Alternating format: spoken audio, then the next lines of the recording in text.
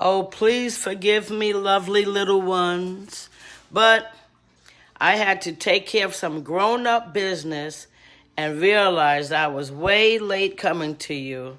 But I'm here, better late than never. Let me take my temperature.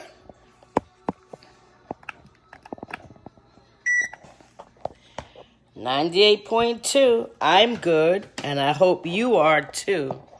This book I was supposed to read to you last Friday, but that's when I was a little bit under the weather, and then I forgot all about that this book never got read. So today I am reading Creativity by John Steptoe, and these illustrations are by E.B. Lewis. And do you know, I had never heard of this John Steptoe book until last year. I bought it used from ABE Books, October of 2020. Creativity. I hope you enjoy it. Let's see if we can see who it was dedicated to. To the children of Penwood Elementary. That's who the illustrator dedicated this book to. I don't see a dedication from the writer. Let's look at the pictures.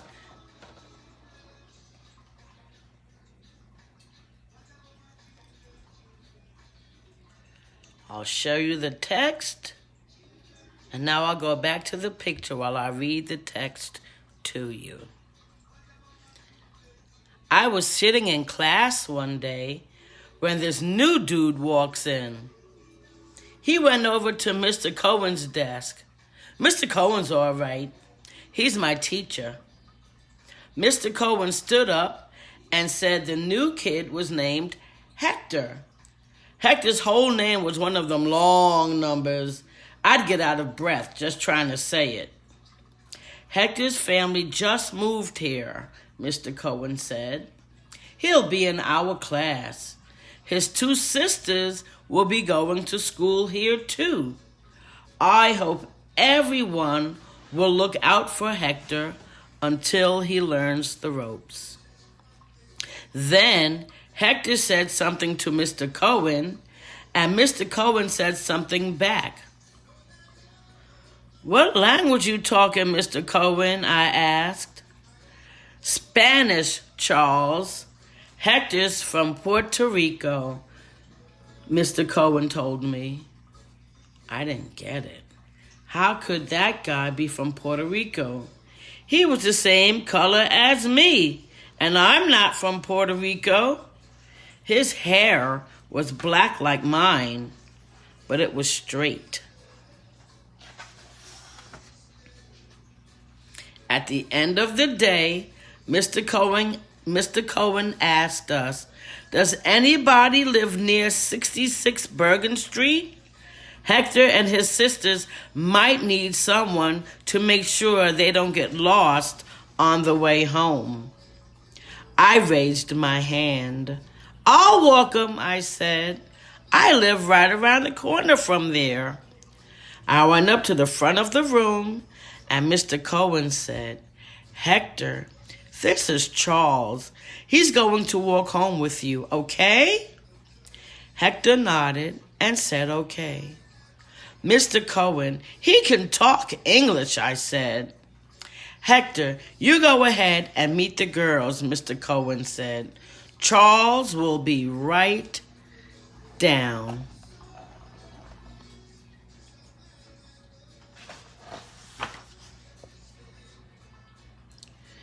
After Hector left, I said, "He ain't really Spanish, is he?"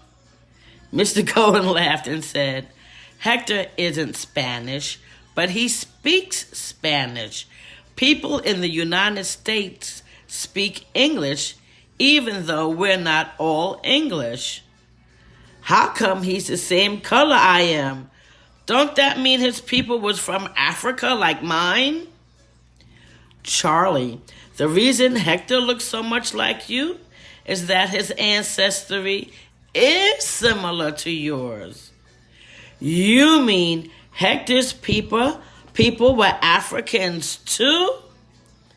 Yes. I remembered that Hector's hair was straight. Africans? And what else? Africans and Spaniards from Spain and the Indians who originally lived on the island of Puerto Rico. They have Indians there? That's right. Maybe tomorrow we can look up some maps and get into it a little bit more. But right now, you should go downstairs and meet Hector and his sisters. Hector was waiting with two girls. He told me that the little one was Elsie and the bigger one was Rosita. What's happening, sisters? I said. They both said, Buenos dias. We started walking. Them girls was talking a mile a minute in Spanish. Boy, I don't know how they could even understand themselves. Hector and I walked behind them. Hector started telling me about his home in Puerto Rico. It wasn't easy to understand him at first, but I listened real hard. Hector was a nice dude, I thought.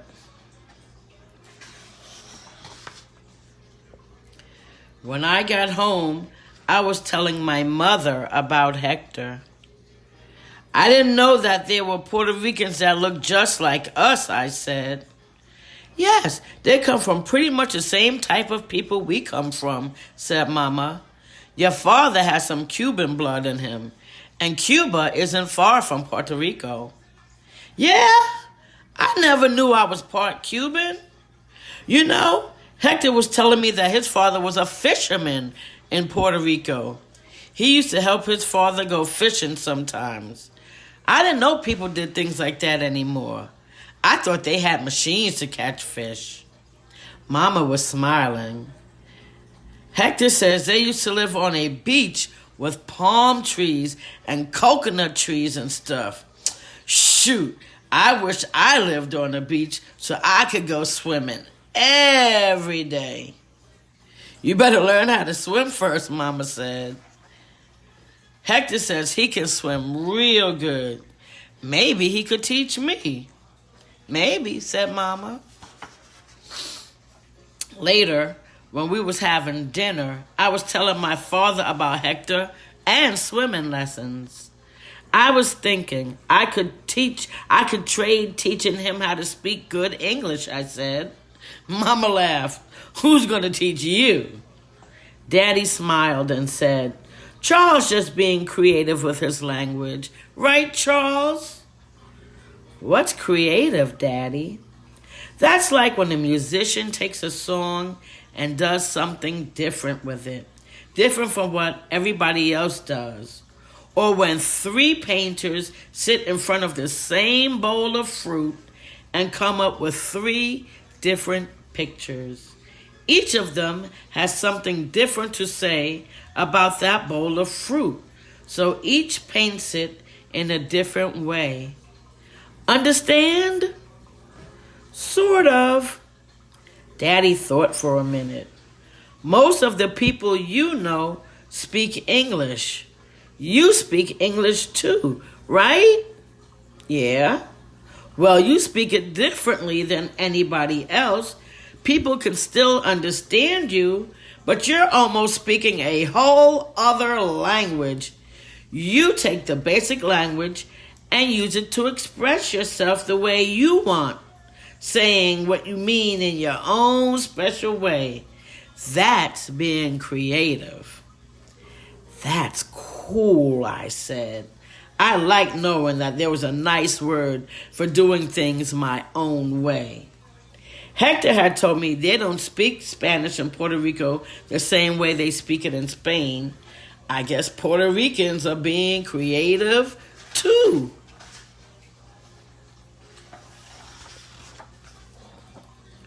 The next day in school, Mr. Cohen showed us pictures of Puerto Rico on a map.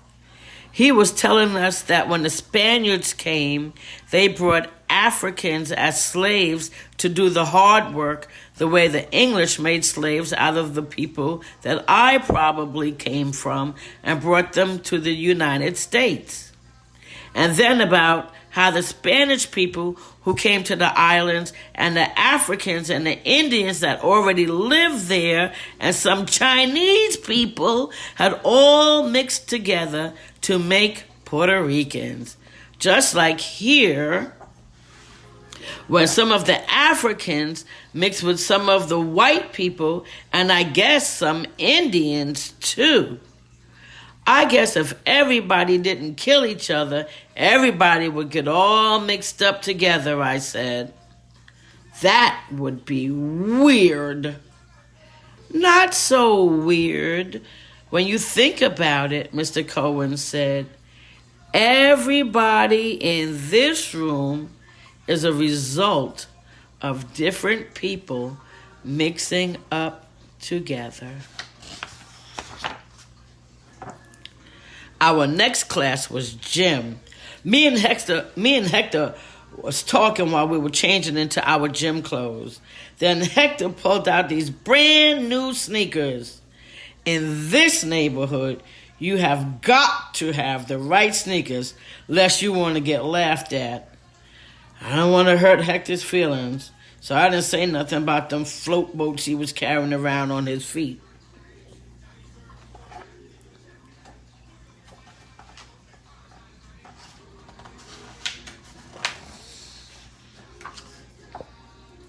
When we got out to the gym floor, all the fellas was doing a lot of laughing and cracking on Hector's sneakers. Hey, Hector, where'd you get them skips? Charlie, you should refer your boy to a better store. Hector got mad. What's the big joke, he asked me. Aw, they just acting stupid, I said, 'cause you dress different. What do you mean?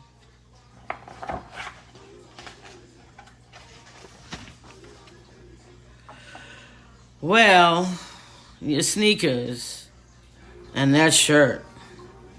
He looked down at the palm tree shirt. My grandmother gave me this shirt, he said. I really like it. It reminds me of back home.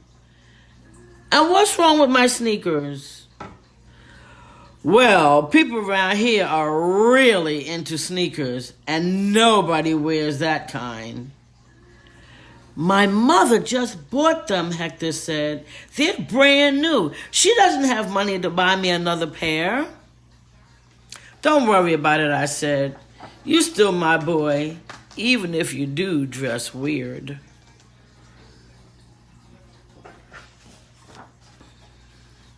When I got home, I checked out my closet. My mother came into my room while I was looking. Charlie, what are you doing? I'm looking for my other sneakers. You've got sneakers on your feet. How many pairs can you wear? They're not for me.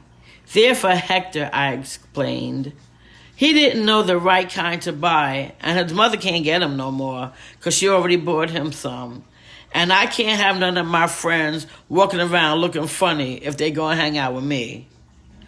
Well, I guess they're your sneakers, Mama said.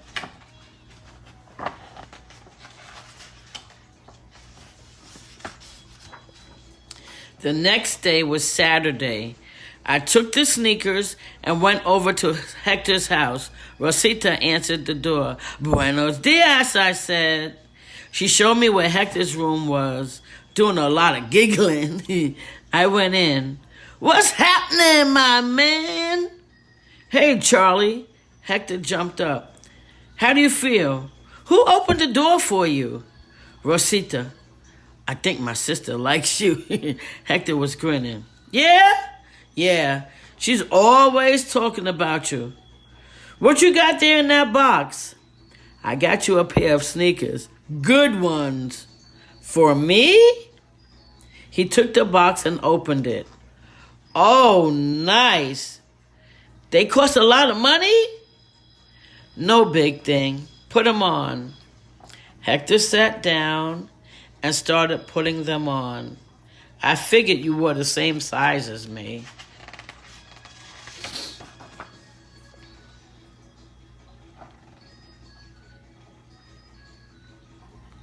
Yes, they fit good. He stood up and bounced a little. Let's go play some ball, I said. Try him out. Okay, Hector said. Then he said, wait a minute. He went to his closet and pulled something out and handed it to me. It was his palm tree shirt. You going to give me your shirt? You don't have to do that, I said. It's a good exchange, Hector said. I put on the shirt and looked at myself in the mirror. It looked great, and suddenly I knew exactly what to say.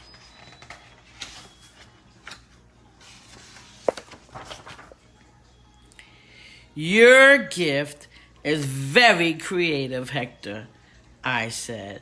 I like it. And then we went out to play ball. That's the end of the story.